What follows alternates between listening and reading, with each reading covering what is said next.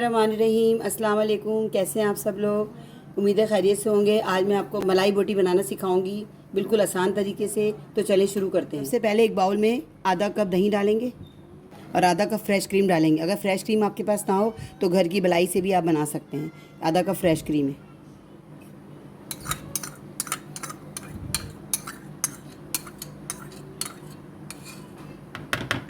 दो table spoon लहसुन अदरक का पेस्ट है, ये इसमें शामिल करेंगे।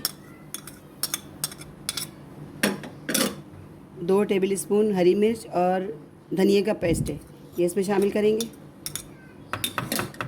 2 से 3 लेमन जूस का रस है, ये डालेंगे।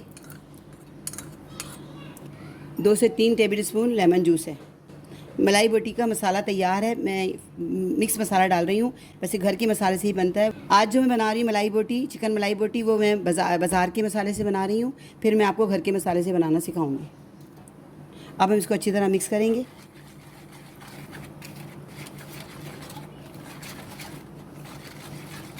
अब इसके अंदर हम बोनलेस चिकन डालूंगी। मैं छोटी छोटी बोटियाँ मैंने क्यूब्स की सूरत में काट ली हैं। अब इस बैटर को अच्छी तरह मिक्स करेंगे ताकि इसमें कोई लम्स बाकी ना रहे। इसके बाद हम इसमें तकरीबन 1.5 किलो के करीब मेरे पास बोनलेस चिकन है, जो कि मैंने क्यूब्स की शक्ल में काट ली है। अब इसमें हम डाल के मिक्स करेंगे।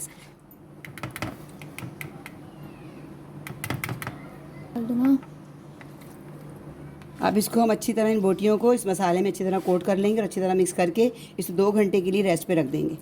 घर में जब हम मलाई बोटी बनाते हैं तो हम इसको मतलब जिस तरह की मलाई बोटी बनती है सीखों में परोने के बाद कोयलों पर, मैं वो कोयलों वाला तरीका नहीं कर रही हूँ। मैं सिर्फ फ्राई पैन में बनाऊँगी, लेकिन इसका फ्लेवर जो है ना वो बारबेक्यू स्टाइल में आएगा। वो मैं फिर आपको उसका तरीका पूरा बताऊँगी। अब इसको अच्छी तरह मिक्स करके हम इसको 2 घंटे के लिए रेस्ट के लिए रख देंगे। हो गए, इसे मसाला लगा के मैंने फ्रिज में रख दिया था।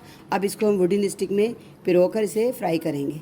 मैंने बड़ी बोटियाँ इसलिए बनाई हैं कि जब ये फ्राई होंगी तो ये खुश्क होंगी, सुकड़ेंगी, शिलिंग होंगी तो बहुत छोटी हो जाएंगी, इसलिए मैंने बड़ी बड़ी बोटियाँ बनाई हैं इसकी।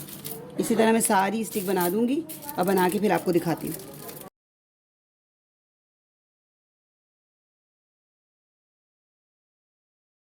तमाम स्टिक हमने बना ली हैं, ये देखें।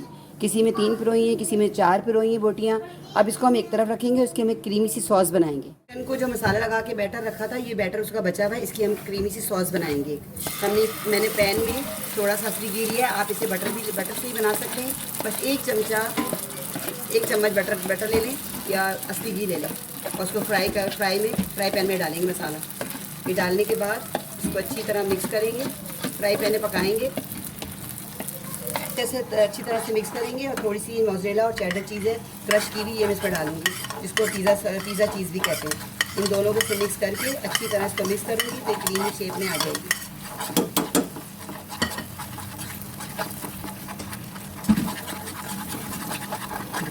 चिकन का जो बैटर बचा हुआ था उसी में मैंने सॉस बनाई थोड़ी सी चीज़ डालने के बाद। अब जब तक चीज़ मेल्ट नहीं होगी जब तक हम इसे पकाएंगे ताकि अच्छी तरह से मिक्स हो जाए। जैसे ही मिक्स हो जाएगी तो क्रीमी शेप में आ जाएगी। फिर हम इसको उतार लेंगे। थोड़ी सी हम इसमें क्रीम डाल रहे हैं, चाहे आप क्रीम डाल दें चाहे दूध डाल दें थोड़ा सा, ताकि सॉस की फॉर्म में पतला सा हो जाइए। इसको अच्छी तरह मिक्स करेंगे। ये पतली सी एक क्रीम सी सॉस बन जाएगी, जो कि हम पराठा रोल बनाएंगे तो उसमें हम ये लगा सकते हैं, या वैसे भी मलाई बोटी को उसके साथ सॉस के साथ खा सकते हैं और पराठे के अंदर लगा के भी खा सकते हैं। क्रीमी रोल बनाएंगे जब हम इसके अंदर।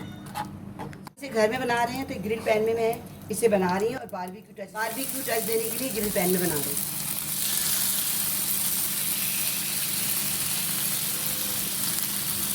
एक साथ हम काफ़ी सारी फ्राई कर लेंगे।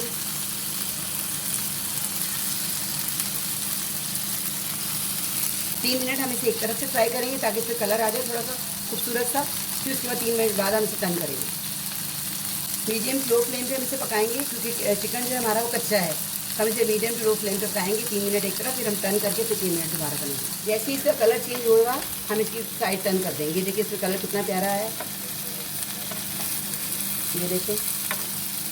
ग्रिल पैन की वजह से जो इस पर लाइन्स बन रही हैं वो बिल्कुल बारबेक्यू वाला लुक आ रहा है। अब इसको कलर चेंज हुआ तो हमने साइड चेंज कर दी, और जैसे जैसे कलर चेंज होता जाएगा इसकी साइड चेंज करते जाएंगे। फिर 3 मिनट हम दूसरी साइड से पकाएंगे। फिर इसको हम निकाल लेंगे क्योंकि हमारा पैन इतना ज़्यादा बड़ा नहीं है कि हम सारी एक साथ बना लेते। इसको निकालने के बाद दूसरी फ्राई करेंगे और फिर एक साथ सबको हम इसको बारबेक्यू का टच देंगे, स्मोक देंगे। तमाम मलाई बोटी को मैंने 2 बैच में फ्राई कर लिया है। अब हम इसको बारबेक्यू का टच देंगे और इसके लिए हमने कोला पहले से ही जला के रख लिया था। अब हम इसे इसके बीच में रख के और इसके बाद थोड़ा सा ऑयल डालेंगे और 10 मिनट के लिए कवर करके इसे गोश्त गलाने तक पकाएंगे, क्योंकि गोश्त हमारा कच्चा है, हमने पकाया हुआ नहीं है, सिर्फ फ्राई किया है। अब हम इसे ढक देंगे, इससे बारबेक्यू का फ्लेवर भी आ जाएगा और ये थोड़ा सा 10 मिनट के लिए दम पे रख देंगे तो ये गल भी जाएगा गोश्त।